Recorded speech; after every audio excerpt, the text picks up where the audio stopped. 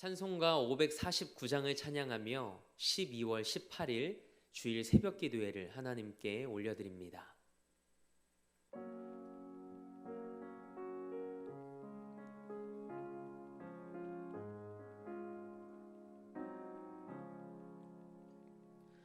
내 주여 뜻대로 행하시옵소서. 온 몸과 영혼을 다 주께 드리니 이 세상 고락한 주 인도하시고 날 주관하셔서 뜻대로 하소서. 내 주여 뜻대로 행하시옵소서. 큰 근심 중에도 나 심게 마소서. 주님도 때로는 울기도 하셨네. 날 주관하셔서 뜻대로 하소서. 내 주여 뜻대로 행하시옵소서. 내 모든 일들을 다 주께 맡기고 저 천성 향하여 고요히 가리니 살든지 죽든지 뜻대로 하소서.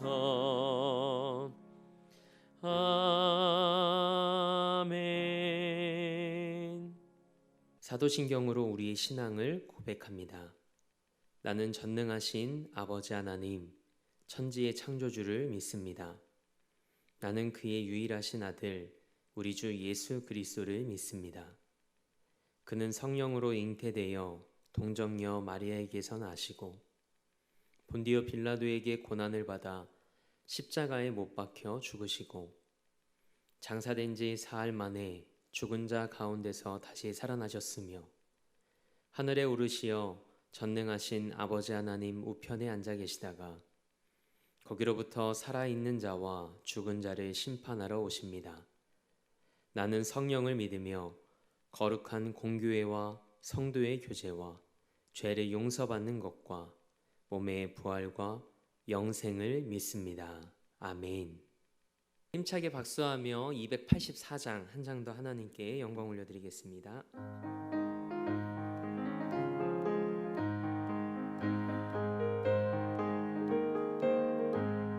오랫동안 모든 죄 가운데 빠져 더럽기가 한량 없던 우리들 아무 공로 없이 구원함을 얻어 하나님의 자녀 지금 되었네.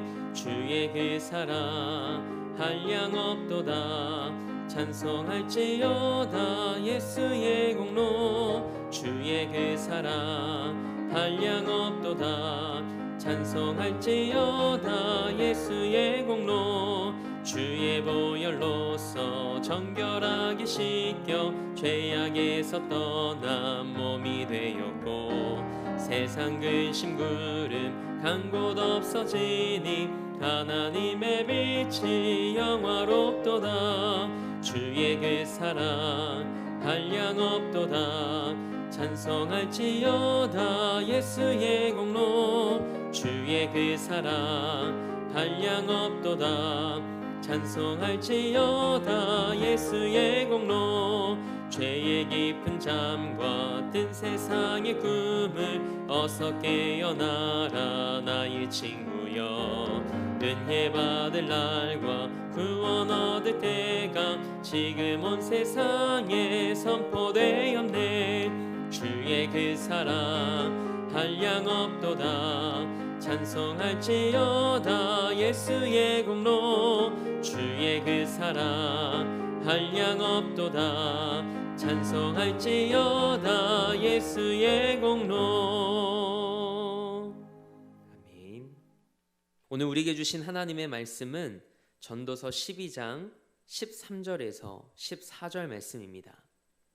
하나님의 말씀을 받겠습니다 고백한 후에 저와 여러분 한 목소리로 합독하겠습니다.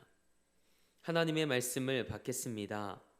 일의 결국을 다 들었으니 하나님을 경외하고 그의 명령들을 지킬지어다. 이것이 모든 사람의 본분이니라. 하나님은 모든 행위와 모든 은밀한 일을 선악간에 심판하시리라. 아멘. 하나님의 말씀으로 새로운 하루를 여는 사랑하는 성도님들의 삶이 전도서의 결론과 같은 삶이 되길 주님의 이름으로 축복합니다. 오늘은 하나님을 경외하고 그 말씀에 순종하는 삶이라는 제목으로 하나님의 말씀 함께 나누고자 합니다. 우리는 11월 말부터 약 한 달 동안 새벽 기도회를 통해 전도서 말씀을 함께 묵상하며 은혜를 나누었습니다. 헛되고 헛되며 모든 것이 헛되도다 라고 고백했던 이 솔로몬이 전도서를 마치며 인생에서 우리가 한 번쯤 돌아보아야 할 영적인 체크포인트를 짚어주고 있습니다. 먼저 본문 말씀은 일의 결국을 들었으니 라는 말씀으로 시작을 합니다.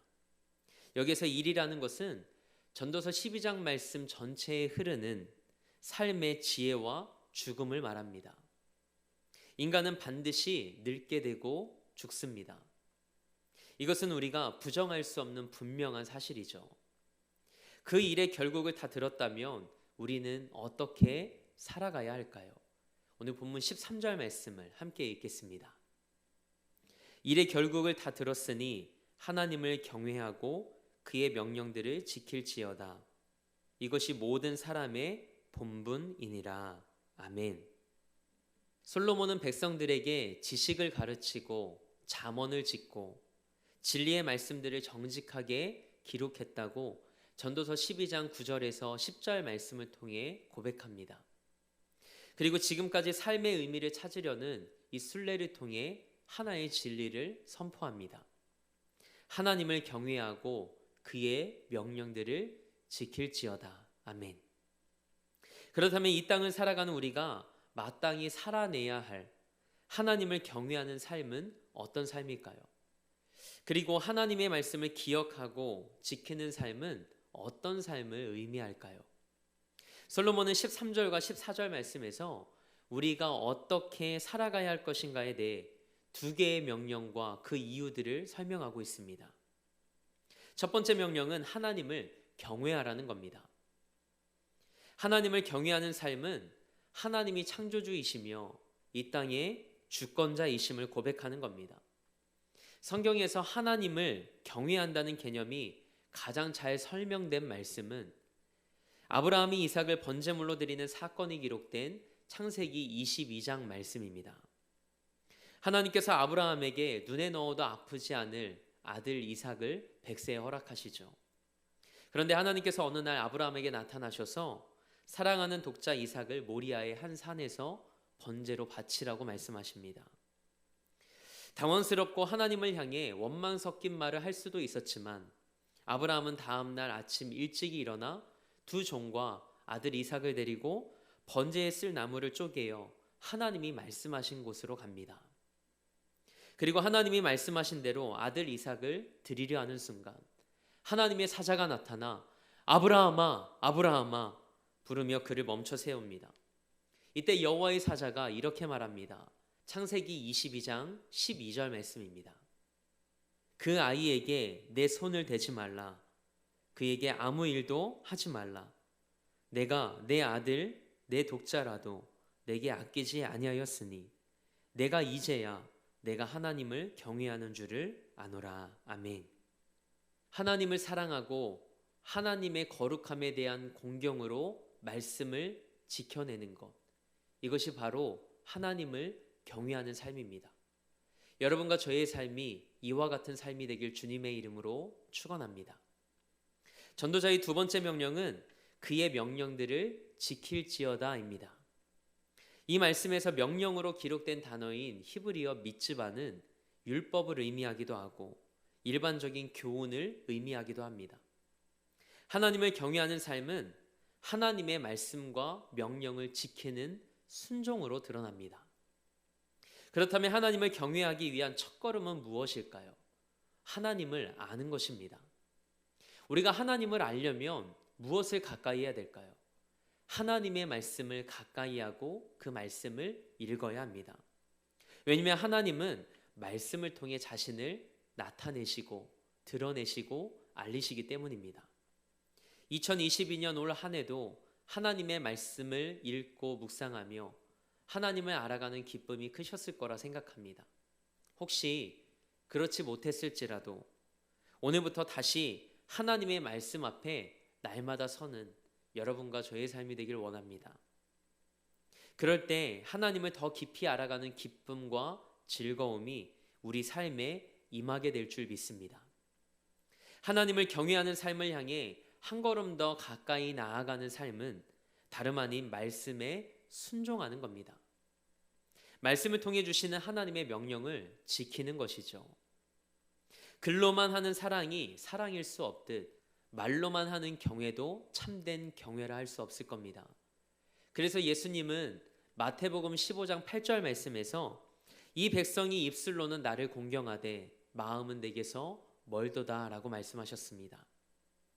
오직 두렵고 떨리는 마음으로 절대자이신 하나님 앞에 서서 하나님의 말씀대로 순종하며 살아낼 수 있는 여러분과 저의 삶이 되길 원합니다. 이처럼 하나님을 경외하고 그분의 명령을 지켜야 하는 이유는 이것이 바로 우리의 본분이기 때문입니다. 본분은 우리가 마땅히 해야 할 의무나 있어야 할 자리를 말합니다. 이것이 우리의 존재의 이유인 것이죠. 14절 말씀은 우리가 하나님을 경외하고 그분의 말씀을 지켜야 하는 이유를 기록하고 있습니다.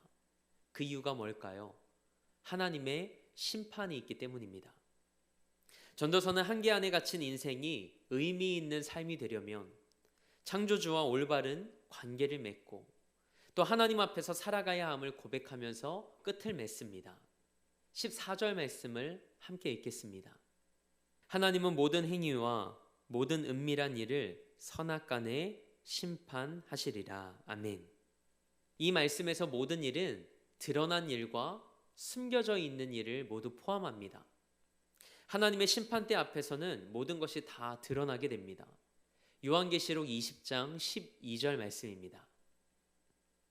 또 내가 보니 죽은 자들이 큰 자나 작은 자나 그 보좌 앞에 서 있는데 책들이 펴 있고 또 다른 책이 펴졌으니 곧 생명책이라. 죽은 자들이 자기 행위를 따라 책들에 기록된 대로 심판을 받으니. 아멘. 이 땅에서의 마지막 숨을 내쉰 뒤 모든 사람들은 하나님의 심판대 앞에 서게 됩니다. 하나님의 보좌 앞에 서게 될 때 책들이 펴져 있는데 그 중에 한 책이 생명책이고 또 다른 책은 죽은 자들이 자기 행위를 따라 기록된 책이라고 합니다. 그리고 그 책에 기록된 대로 심판을 받게 된다고 기록되어 있습니다. 마치 CCTV가 우리의 모든 일거수일투족을 찍고 있듯이 하나님께서 우리의 행위를 다 기록하고 계시다는 겁니다. 우리가 예수님을 우리 삶의 구주로 고백하고 구원받는 것만큼 중요한 것은 없습니다. 그러나 그것이 끝이 아닙니다. 우리의 모든 삶의 행위를 따라 하나님은 은밀한 것까지 모두 심판하시겠다고 말씀하십니다. 그래서 하나님을 진정으로 경외하는 자들은 두렵고 떨리는 마음으로 하나님의 뜻에 순종하는 삶을 살아갑니다. 하지만 하나님의 심판이 두렵기 때문에 말씀에 순종하는 것이 아니라 하나님을 사랑하기 때문에 순종하는 삶을 살아낼 수 있는 여러분과 제가 되길 원합니다. 솔로몬은 허무함의 끝에서 하나님을 경외하고 하나님의 말씀과 명령을 지키는 것이 사람의 본분임을 깨닫습니다. 하나님은 우리의 삶을 창조하시고 우리 인생의 처음과 나중을 알고 계신 분이십니다. 따라서 우리는 하나님이 우리 삶의 주인이심을 고백하며 그분의 뜻에 합당한 삶을 살아내야 할 것입니다. 이 땅을 버타며 살아가는 우리에게 가장 유익하고 의미 있는 삶은 하나님을 경외하는 삶입니다. 그리고 하나님의 말씀에 순종하는 삶을 살아가는 것입니다. 이것이 바로 전도서의 결론이자 하나님 안에서 행복하게 살아가는 삶의 참된 의미입니다.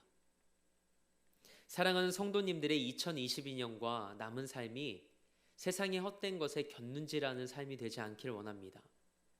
전도서 말씀을 통해 하나님께서 우리에게 도전하신 것처럼 우리가 하나님을 경외하고 그분의 말씀에 순종하며 예수 그리스도 안에서 행복하고 가치 있고 의미 있는 삶을 다시금 시작할 수 있는 여러분과 저의 삶이 되길 주님의 이름으로 축원합니다. 함께 기도하겠습니다. 우리 삶을 창조하시고 지금도 신실하게 인도하시는 하나님을 찬양합니다. 오늘 하나님의 말씀 앞에서 다시 한번 하나님의 주인 되심을 인정하고 고백합니다. 내일조차도 알 수 없는 우리의 삶이지만 하나님을 신뢰하고 경외하며 말씀을 따라가는 삶이 되게 하옵소서. 하나님의 심판을 두려워하는 인생이 아니라 하나님 앞에 설 날을 기대하고 소망하는 삶이 되게 하옵소서. 무엇보다 우리 삶에 오직 예수 그리스도만 남길 원합니다. 성령 하나님, 우리를 도우사 우리 삶을 거룩하게 하시고 예수님을 닮아가는 삶으로 인도하여 주옵소서. 오늘도 사람으로서의 본분을 다하며 그리스도 안에서 참된 기쁨과 감사를 누리는 하루의 삶이 되게 하옵소서. 오늘도 이 나라와 열방을 위해 기도합니다. 전쟁과 기근과 전염병으로 고통받는 자들이 예수의 이름을 부를 때 그들을 건져주시고 그들에게 구원의 은혜가 임하게 하옵소서. 믿음의 사람들의 기도를 통해 이 땅에 하나님의 나라가 임함을 보게 하옵소서. 우리 대림교회를 위해 기도합니다. 111의 사명을 품고 온 성도가 마음을 모아 함께 기도할 때 복음의 커다란 숲을 이뤄나가는 제단으로 사용하여 주옵소서. 담임 목사님을 위해 기도합니다. 하늘의 지혜와 은혜를 허락하여 주옵소서. 하나님의 뜻을 구할 때 하나님의 뜻을 바르게 분별하며 하나님이 맡겨주신 목양의 사명 잘 감당케 하옵소서. 그리고 우리 사랑하는 성도들의 삶과 가정과 일터 안에 하나님의 은혜로 충만케 하시고 예수 그리스도 안에서 기쁨과 감사가 넘치는 삶이 되게 하옵소서. 오늘도 삶의 자리를 성전 삼아 미디어 예배로 이 하루를 시작합니다. 하나님의 말씀을 가까이 하며 하나님의 마음을 바로 알게 하시고 하나님께서 기뻐하시는 자리에 서는 삶이 되게 하옵소서. 그렇게 일하실 하나님을 기대하며 우리 삶의 목적 되시고 이유 되신 우리 주 예수 그리스도의 이름으로 기도합니다. 아멘.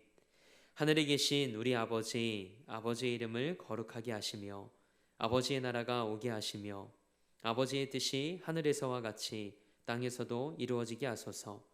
오늘 우리에게 일용할 양식을 주시고 우리가 우리에게 잘못한 사람을 용서하여 준 것 같이 우리 죄를 용서하여 주시고 우리를 시험에 빠지지 않게 하시고 악에서 구하소서. 나라와 권능과 영광이 영원히 아버지의 것입니다. 아멘.